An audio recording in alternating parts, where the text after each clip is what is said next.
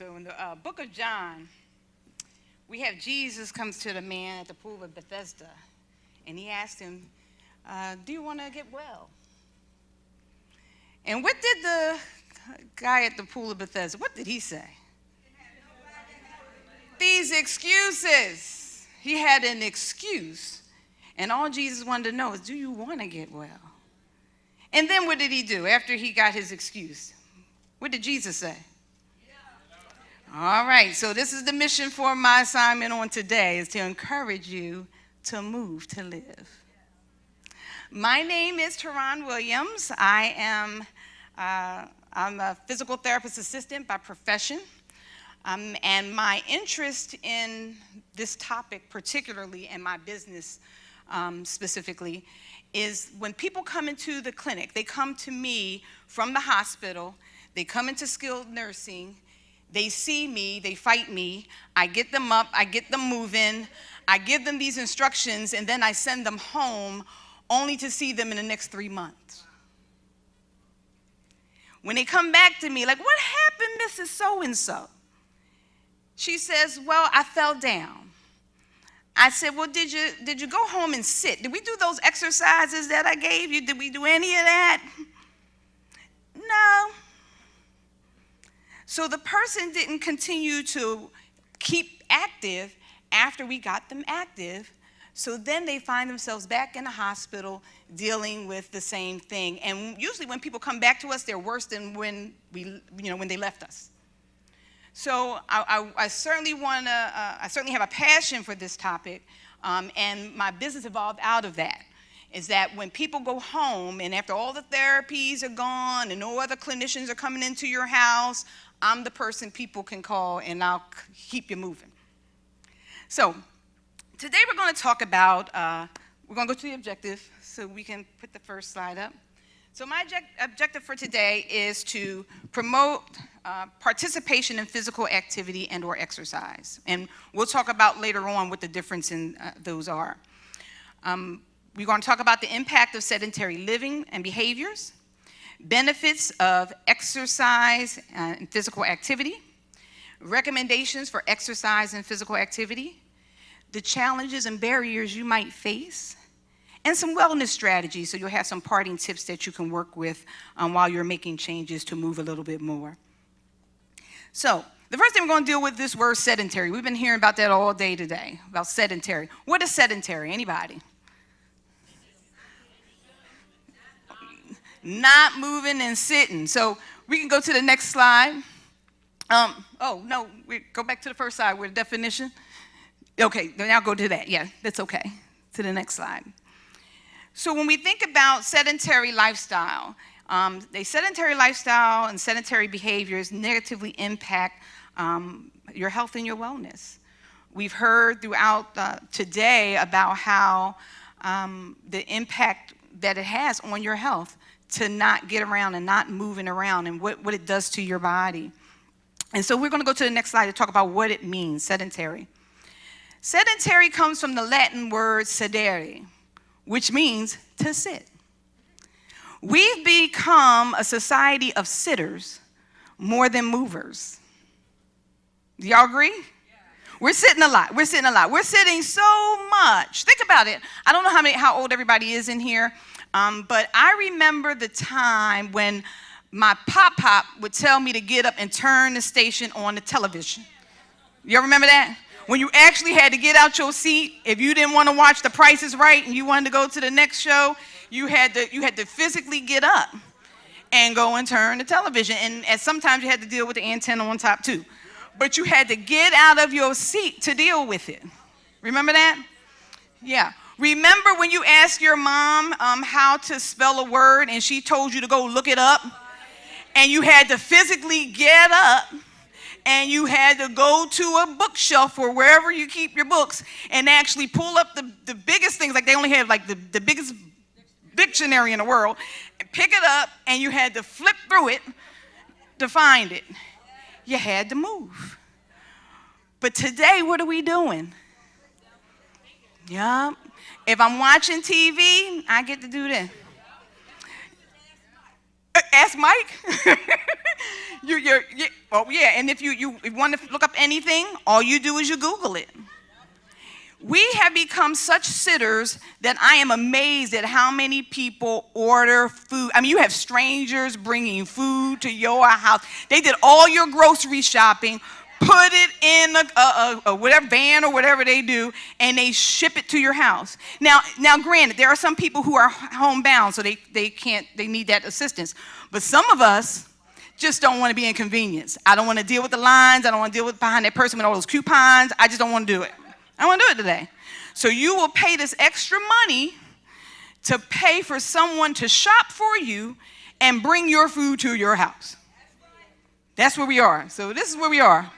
So we're going to go to my next slide. We're going to look at some comparisons. In 1970, 2 in 10 working Americans, they work jobs that are light activity. So when you think about light activity, office work, stuff like that. And 3 in 10 working Americans worked high energy output jobs. In 2000, I was working at that time, 4 in 10 working adults work light activity jobs, and 2 in 10 working high activity jobs. So when you think about high activity, what do you think I'm thinking about? Construction, maintenance work, or people who are doing they're working. They're the water department tearing up well, some of them are just watching, right? But you get the idea. People who are really doing labor. And see how between 1970 and 2000, you see the numbers? We doubled in all these people sitting. And then people who work high activity jobs are less. And then we have that range in the middle. But then we get to 2003. So this is where my article ends. Now we're at 6 in 10 adults use a computer at work. Just sitting. 6 out of 10 are using computers. And then we have 9 in 10 children also using computers. So they're not getting up and moving around. I don't know what they're doing in elementary schools today. I don't know how recess goes or anything like that, but I do know that we are sitting more, and that includes even our children. So we can go to the next slide. So when we think about this the impact of sedentary living, it not only impacts our personal health, but it also impacts our community, the resources that we have, and the provision of care in the healthcare continuum. And we're going to talk about that for a little bit. And I think the previous presenters kind of really got at the heart of this. We look at personal health, cardiovascular disease, sedentary living, your sedentary behavior. So the difference between sedentary living versus behaviors. So you might be a binge watcher. You 6 hours watching this series that you just have to get through. That's a behavior that can lead to other things. But the sedentary lifestyle, you're not even getting off the couch for much of anything. And here's how I see this in the clinic. I have a patient, and I'm saying, Miss Smith, we're going to get you up and get you moving today. I don't have to do that. And she's telling me what she doesn't have to do because guess what? All you caregivers, you're doing it for them. So they don't have to be involved in their own lives because you are disabling them. So then they come see me, and they get angry at me because I say, it's time to get moving. This is not a rest home. This is rehab. We got to get you moving. And so we have to, when we think about that, this cardiovascular disease, that's sitting down, when I looked at one article, it said that it's comparable to smoking as a risk factor. Can you imagine that sitting down too long can be compared to smoking when it comes to cardiovascular disease? And then we have other conditions like diabetes and obesity, overall disability. Again, you're sitting around, if you do not use it, okay, all right, so we got that. High blood pressure, again, because you're not moving around, you have a circulatory system. Your heart is a muscle. If you don't do nothing with it, it gets weaker. You got to get the blood circulating through your body. Osteoporosis, When you think about your bone health, it's a good thing when you're doing your exercises standing, because weight bearing helps build bone. So osteoporosis, because you're sitting, not using your body. Metabolic syndrome, and those are just a cluster of conditions, between the high blood pressure, the hypertension, the cholesterol. And then depression.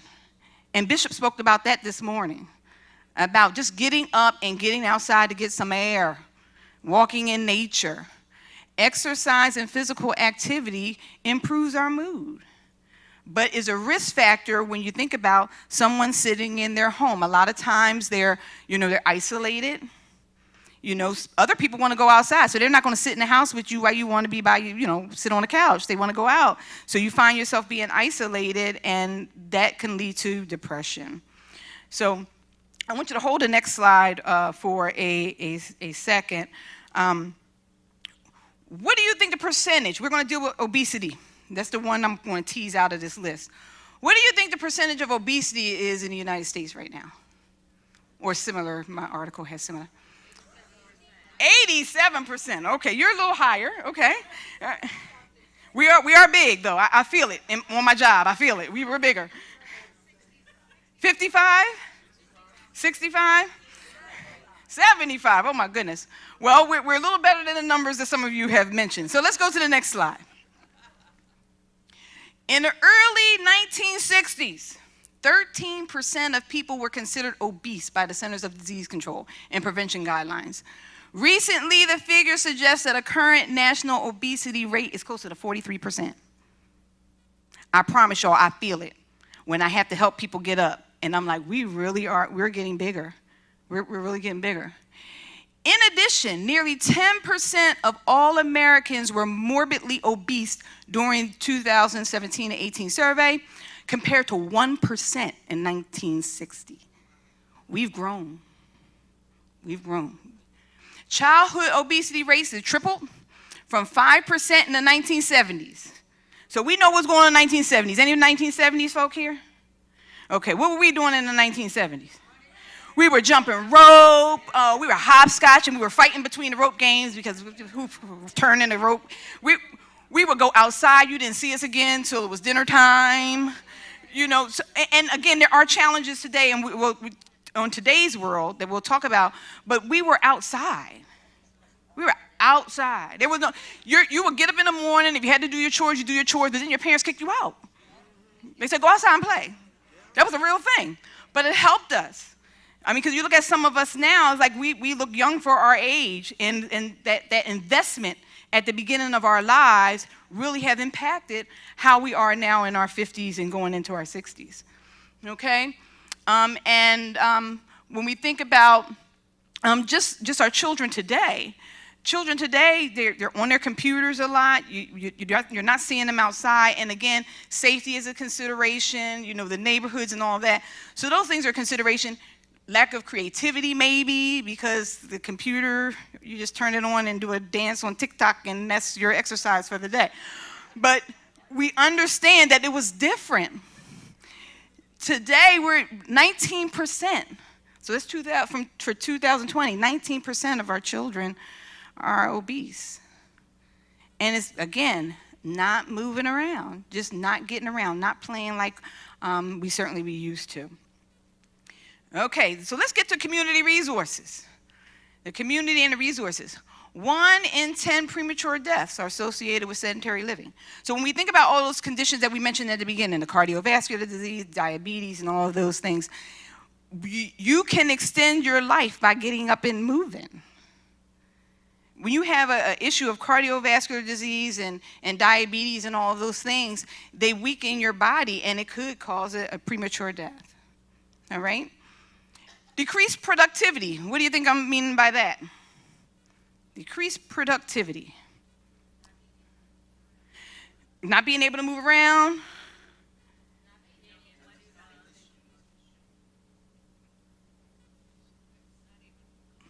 Not working.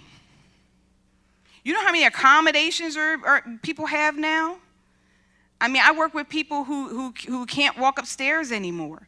So they have to be accommodated on the one floor. And again, they can get up to go to the copier and go right back to their seat. So they're still sitting.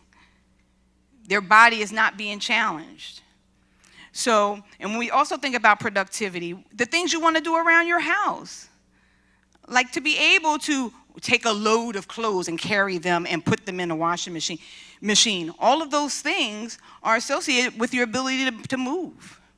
But if you're sitting, eventually you'll get weaker, and then you're going to need to hire CNAs and aides and all of that to kind of help you with those things. And they're good in their place. But if you could prevent that, let's try to do it and get moving. Increased stress on family supports. And that gets back to the people that I run into, and they tell me about all of their children are going to do these things. I don't have to do that because my daughter does that. I don't have to do that because my son does that. You have to allow your family members, and also yourself, to keep moving and be involved in your own life. I have seen it. I don't know the research on it, but I have seen people who cared for a loved one and they die, and the loved one continue to live on. Still living. You're moving around, you're doing all this moving, and you die because you're stressed. You're overwhelmed by all of the work that you're doing to care for someone, and you're not taking care of yourself. And some of it could be avoided if we just allow for family members to do what they can do. Maybe they can't get up and walk, but maybe they can push their wheelchair. Let them. Maybe they can't wash their whole body, but they can wash their face and their shoulders and their upper body. Let them. So we want to make sure that we keep people active in their own lives, but it will cause stress not only for the support system, but think about the financial implications if someone has, if someone who has a sedentary lifestyle that led to a disability of some sort, the financial cost of that. So it definitely has an impact and stress for family and supports. And then we talk about the strain on healthcare, this healthcare system. I don't know how many of you have a challenging time getting a doctor's appointment today. I just don't know.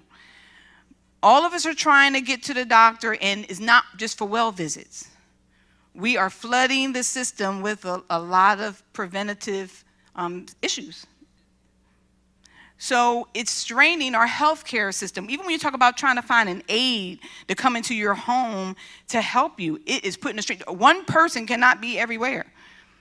So if we can keep ourselves active, we are less likely to put that level of strain on the healthcare system. Not to say that we don't want to work in healthcare and all those things, but the reality of it is there's so many of us, and there's so many humans in the United States. So it puts a strain on the healthcare system. So let's look at what the cost of this is. Wait, don't. Oh, we already put it up. Well, anyway, this is the cost. This is the cost. According to the Centers for Disease Control and Prevention, physical inactivity contributes to $117 billion of annual cost. It's expensive to be sick. It's really expensive. So when you think about all the taxes we pay and how much really of the budget goes to health care, how much comes out of your pocket to go to health care, it's expensive. It really is. It's really expensive. So what's the remedy here? And we can go to the next slide. We have to move to live. We have to move to live. So, what's the difference between physical activity and exercise?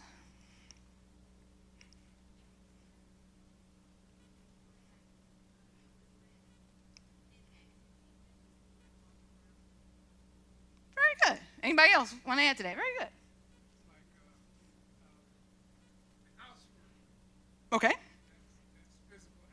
Okay. That's very good. Anybody else have any thoughts about that? The difference between physical activity and exercise? Exercise is intentional, design, movement, repetition.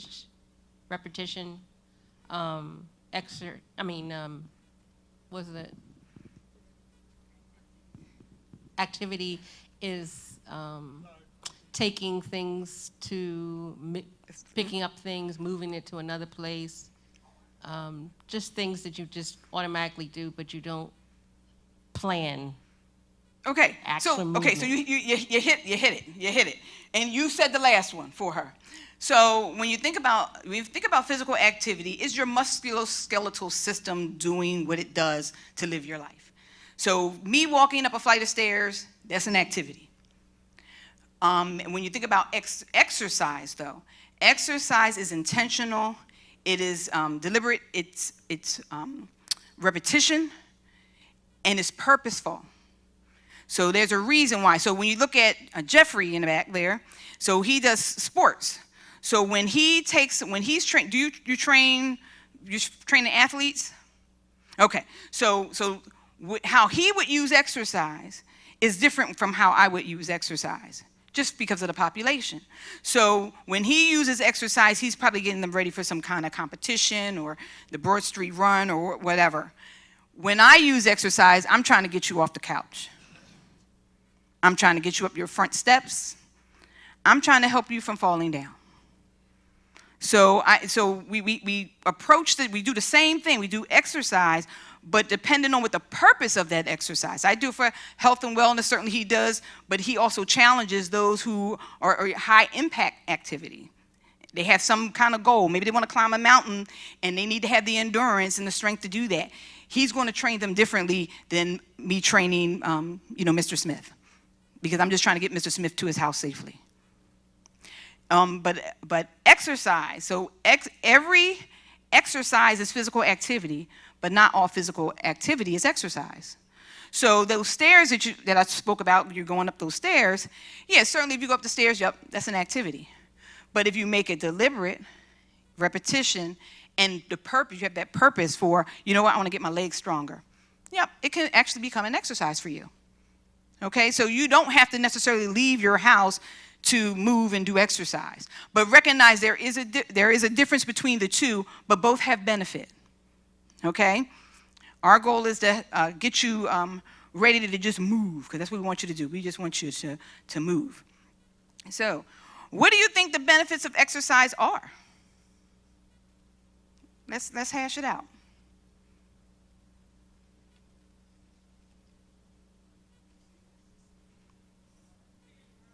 Clear your mind. Okay, all right. So you mental health. Okay, clear your mental health. Better mobility. That's my wheelhouse all day. Stamina. You need endurance. Some of you are running behind children. If you have been sitting for a long time to chase a 3-year-old, it's a real task. It's a real task. Physical and mental health. Correct. Flexibility. Jeffrey was working with you guys with some flexibility. I've also seen this. Most of you have tight hamstrings because you sit. You're sitting 90-90 most of the time.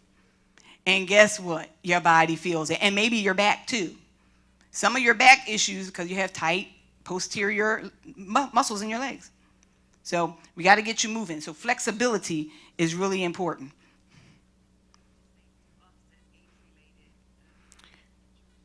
Yes. So, and thank you for my next point.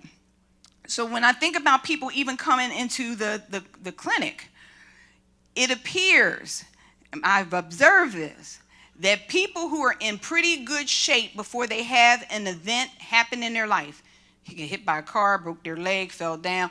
If they were in pretty good shape before they show up in the clinic, their outcomes are better. Their outcomes appear to be better. And I'm not saying it's exclusive, but what I am suggesting is that when I ask them, say, what kind of work did you used to do? Or do you exercise at home? And when I ask them these questions, they tell me about these mile walks that they were walking before they fell down. They tell me about those things. So, and then I can approach them differently on how I get them rehab, because they usually can take it. But the person who says, you know what, my daughter does that, my son does that, they're the most challenging, because it's not is I don't want to.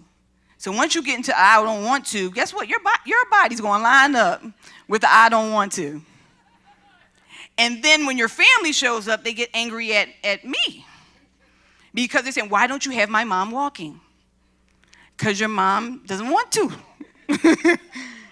She has the muscle ability, and we can test these things. So I can run you through a series of activities to find out, how you're walking and what we need, what kind of muscle groups we need to tighten up to do all of that. I can do all of that. But if you have a I don't want to in your spirit, I can't do anything with that, because the motivation has to be internal. Okay, so does that make sense? So yeah, so people who are, if you're in pretty good shape, if and when an event happens, and we don't know when an event can happen, but if you're in pretty good shape before, when you have to do a stint of rehab or have some level of nursing care, your outcomes will probably be better. Okay, so just keep that in mind. So any other ideas about the benefits of exercise? Way in the back. Listen, if you want to stay out of the nursing home, stay active in your own life. There are some people who cannot get in their homes because they have stairs and they cannot do the stairs. 5 steps keep someone in a nursing home. Because again, if they have to take you home by stretcher, that's like $600. And if you have an appointment in the middle of the week, that's another $600. And so in and out of the house by stretcher is not what you want. It's not what you want. You want to stay as active as you can, unless you're going to, try to get a rancher, which is okay. I endorse getting a rancher over a certain age. But if you want to stay out of the nursing home, that's one thing that you can do that can help you. Stay active. Make sure you're exercising. You want those muscles to stay strong for as long as they can. Your body is going to last your whole life, but take care of it. There's nothing like being bedbound from preventable things, like not moving around and not exercising, okay? All right, so we're going to go to the benefits of exercise. So, number 1, mobility. Again, you want to be able to get around. You want to be able to get around, and certainly people say when they have to use a walker or a cane, I want to walk. And I'm like, you are walking. Well, that's not walking because I use a walker. You're still walking. You're upright against gravity, taking one foot in front of the other. That's walking. Keep doing that. Keep doing it. You want to keep doing it. And even if you need some level of assistance, as far as an assistive device, use your assistive device. I drive down the street and see folks carrying their canes. Use your cane. Use your cane. You have it in your hand, and you're literally walking across the street without using it. If your therapist gave you that cane, if someone issued that cane, they're saying your balance is challenged. Use it. Your rollators, they're fast.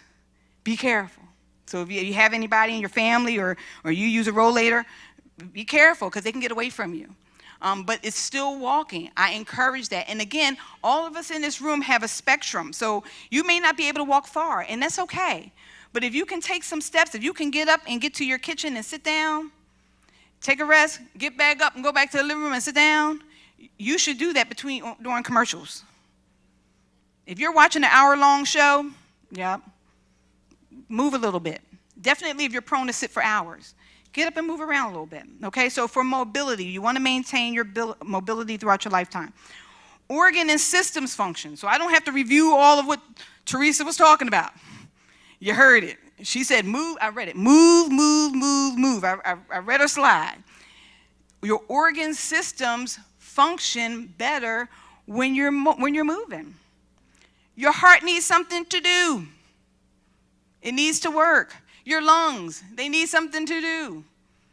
When you think about even like wound healing, if you don't have circulation going through your body, you don't have good blood flow going and cleaning up that tissue to heal. So you want to make sure you're up and moving around, but your organ systems can be impacted by exercise and physical activity. Weight management. So we saw the obesity rate.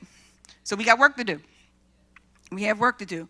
And all of us have, or how many pounds we would like to lose or what we would like to maintain, and that's okay. And I did read one article where you were talking about the BMI that came up.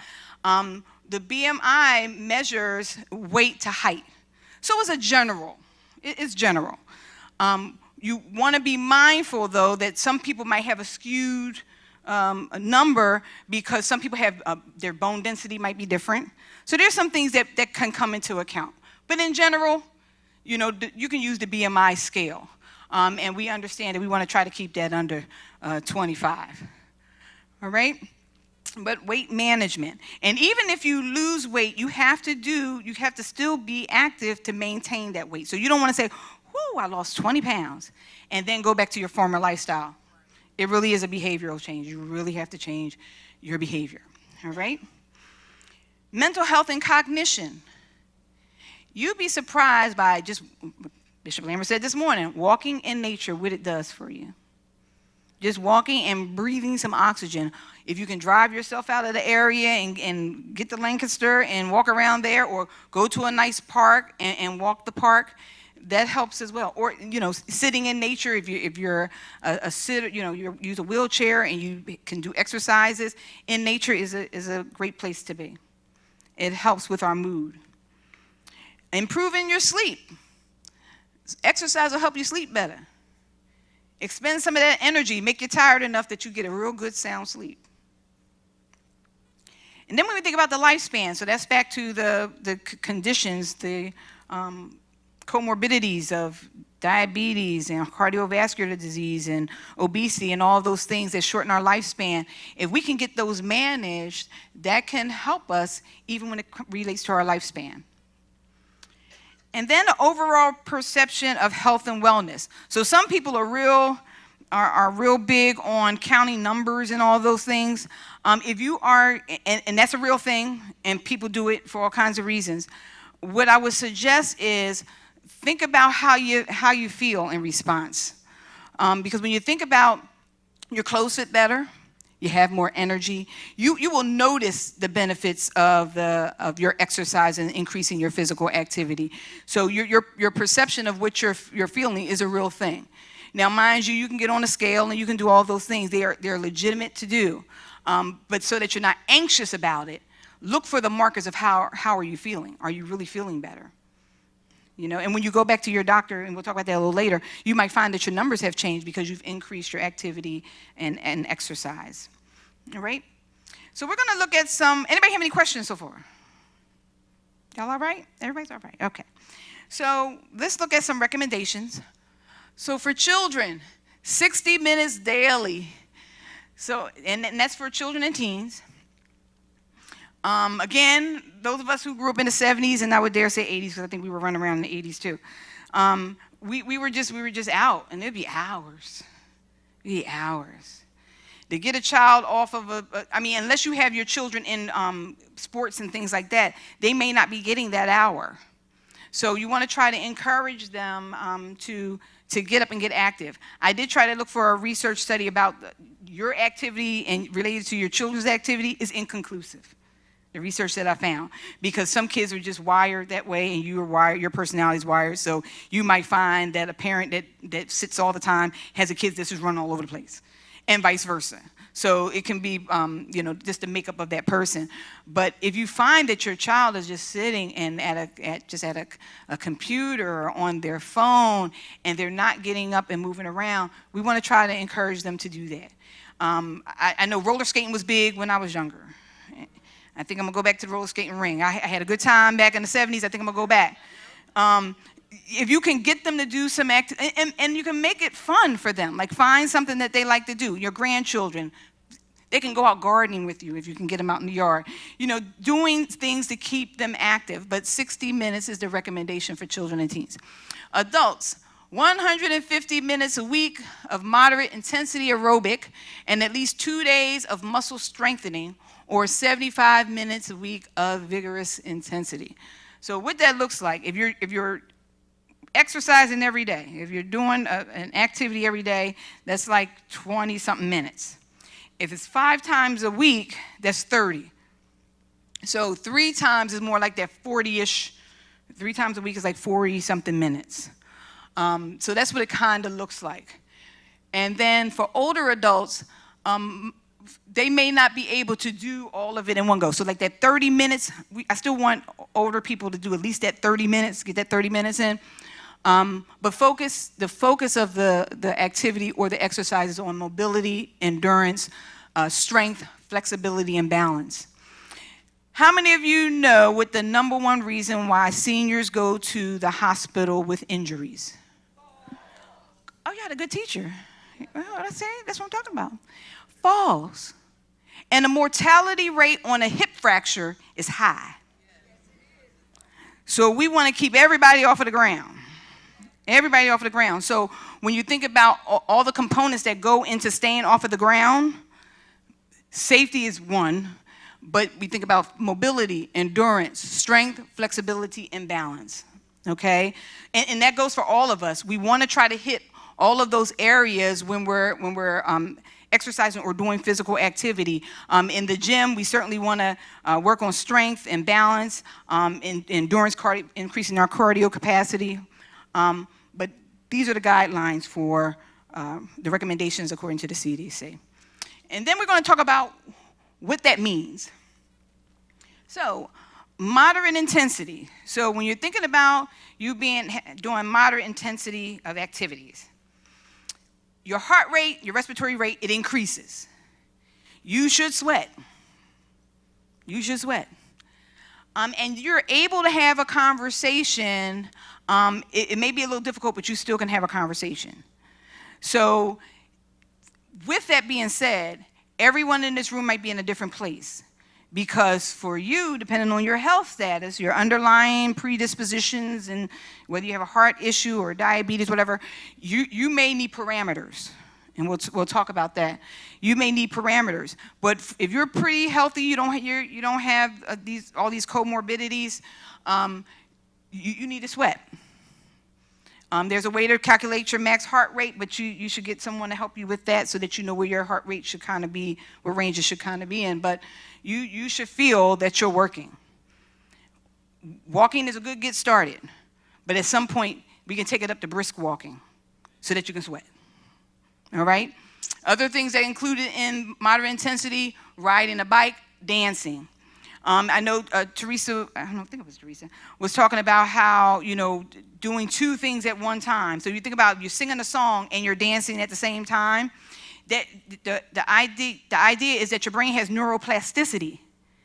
So actually your brain does what it needs to do to keep you sharp by doing two things at one time. You have to maintain your balance, do whatever you have to do, and you're singing at the same time. When I have folks who have Alzheimer's, a lot of times they have that fascinating gait. They have a gait pattern where they walk like this and they're very rigid. I try to get them up and we'll count. We'll count to whatever number and while they're doing an activity, because it helps with delaying some of that, the progression, even though we understand that it is a progressive condition. So, but brisk walking, bike riding, dancing, they will qualify for that moderate intensity. And then you have that vigorous intensity. So unless you are athletic-y,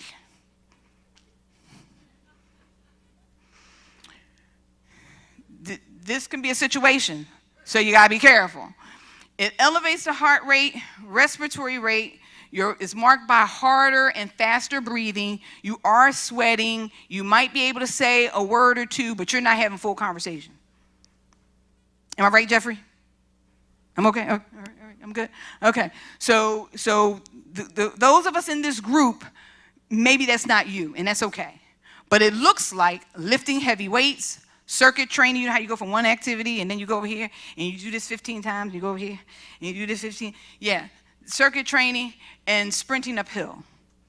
So you can maybe work towards that, but if you're not there, let's start with walking. If you're a new person, let's just start with just getting your body up, moving, walking, maybe doing some steps and things like that.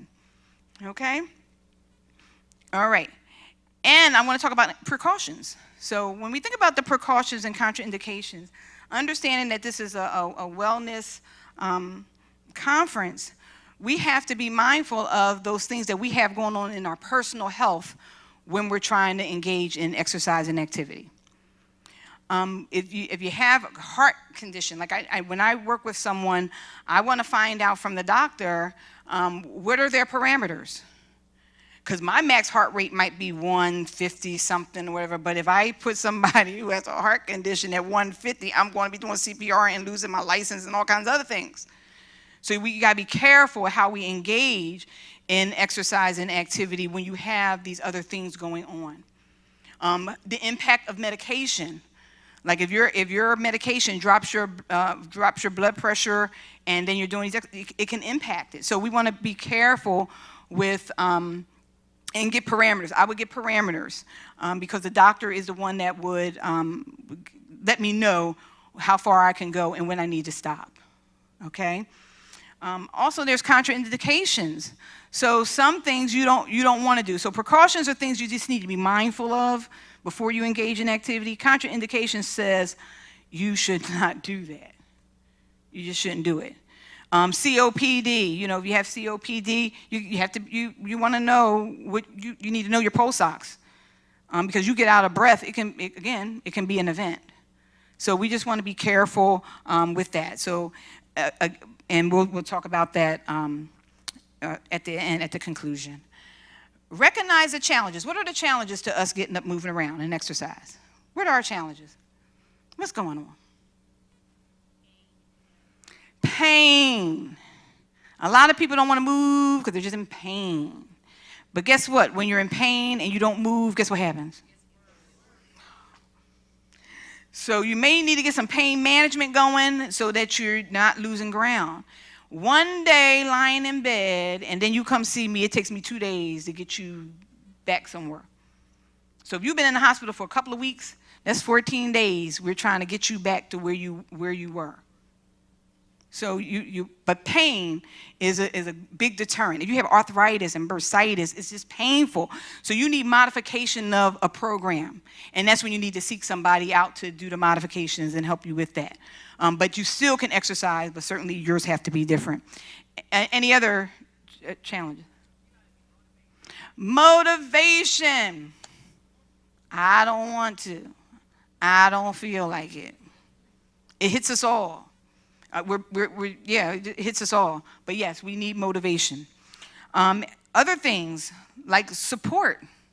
We talked a lot about, partnerships and things. They're having that accountability partner. Way in the back. Grief or depression, yes. And there are also interrupters when you do have a program going. So say you were exercising, you were doing really, really well, and then something hit your life. And now you have to try to get back into the swing of things because you had this interruption. Acknowledge that. That's a challenge. Other things are energy levels. And again, that can be addressed hopefully with dietary changes. Fear of injury, lack of skill, high cost and lack of facilities. So I can tell you, I can attest to this, you do not have to have a gym membership to get well when it comes to moving around and exercising. I go to people's houses, I get them moving. They get moving. Weather. So if you prefer to exercise outside, we're not in the best climate all 12 months. So it might be a deterrent in the winter to go outside. So that can be an interruption within your exercise program. So let's do some wellness strategies to sum up everything. So the first thing I would say, so these are your take-homes. Check with your healthcare professional. And this is mainly for those of you who know you have other things going on. That diabetes, you have diabetes, high blood pressure, high cholesterol, things like that. You want to check with your doctor to see if you have any restrictions. They may say, oh, no, go for it if you need to get up. So, but you want to just make sure because you don't want to have anything happen while you're working out, okay? Make the decision to live an active life. It all starts with choices. Stephanie's been talking about that all day. Choices, the choices that we make. We can choose to live well. We can choose that. So make the decision to live an active life. Address challenges limiting participation. So when you think about time, we didn't even talk about time. Time. You work all day, you get home, you're just too tired. We can work through some of those things and identify what your challenges are and try to work through those challenges, address those challenges so that you can participate in activity and exercise. Explore interests that require physical activity. You might not be a gym rat. You might not exercise. Exercise might be too boring for you, but there is an activity that you like to do or you could learn to like to do that can serve as an activity that can give you the health benefit. I like roller skating. I might not show up at the gym, but you put some skates on me off 8 wheels and I'll go. So think about activities that gardening. If you like to garden, that's an activity that requires a workout there. Enlist an accountability partner or team. You want to be able to have others to help hold you accountable. You might have this goal, but you might not be as motivated to do it, but having a strong accountability partner can help you reach your wellness goal. Put your activity on a calendar and follow it. I know for myself, once I get in the house and my couch calls my name, is when you get in the house. If I'm outside, where are we doing? Where are we going? So for me, to get outside and to do things would be better because the couch looks so nice. It's ready to hug me. So I gotta stay away. So put it on a calendar and follow through. Some of us make plans and then we say, oh, no, I'm not doing it. Follow through. And you follow through one time. Just give yourself one time to follow through. Then you'll give yourself another time to follow through, okay? So don't try to say I'm going to do 5 days a week. No. Start with today. I'm going to walk. All right? Today. Utilize technology as your method to track your activity and progress. So I have this little smartwatch. I'm not as smart as the watch because I don't know all the things it can do.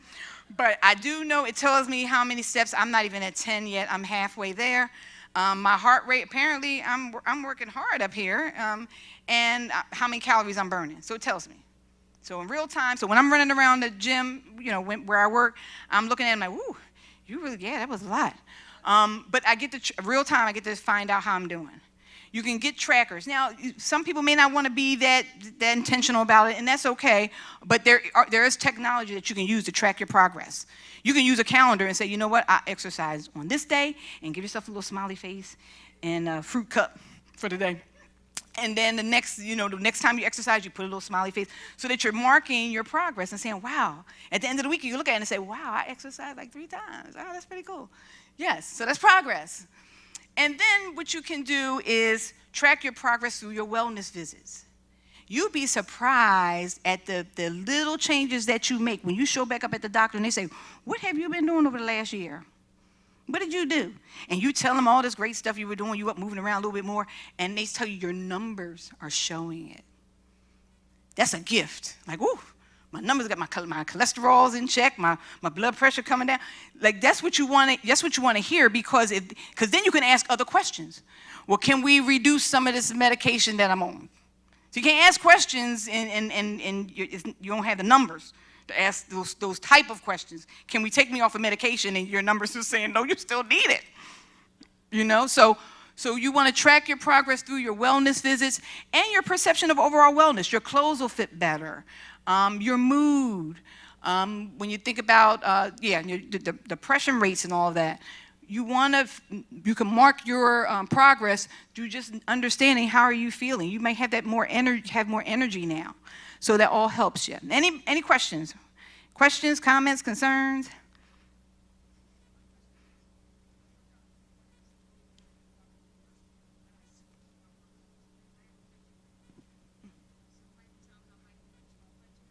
Mm-hmm. Mm-hmm. But then I might switch it up and do strictly my weights, focus on my arms. So I pick days so my body won't get used to the one thing that I'm doing. And you should switch those up. If you're doing upper body one day, you need to give yourself a break. Definitely if you're more of a frequent, I don't know how many days you're exercising. 5. Yeah, so you want to separate that. And you want the aerobic, you can make a couple of days for aerobic, just doing elliptical. And again, work upper arms and then aerobic the next day and lowers. But you need to give your body some time to recover also. Yeah. So I'm not saying that is a bad thing, but just be mindful. Like I don't overdo it. Okay. So, because I've been doing it for a long time, because I used to do Billy Blanks. Okay. And I loved him because I actually got a good workout from him. I used to do aerobics. It never did anything for me. until my sister told me about Billy Blanks. And once I did him, I was like, oh, I like this. And you want to add strength. So for all of you who do aerobic activity, because that's what the standard is, you also want to add strengthening into that as well. I didn't get to my sit to stand because we're done.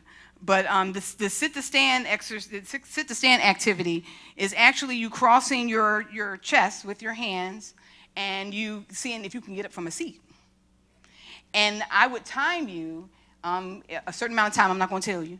I would time you and see how many you can do in 30 seconds. Oh, I just told you. 30 seconds. And based on that number tells me your risk for falling. Because when you stand up without holding on, you're using your hamstrings, your quads, you're using your lower body. So it tells me how strong you are. So it lets me know you're helping me to know what your risk of falling is. Okay? She has one question.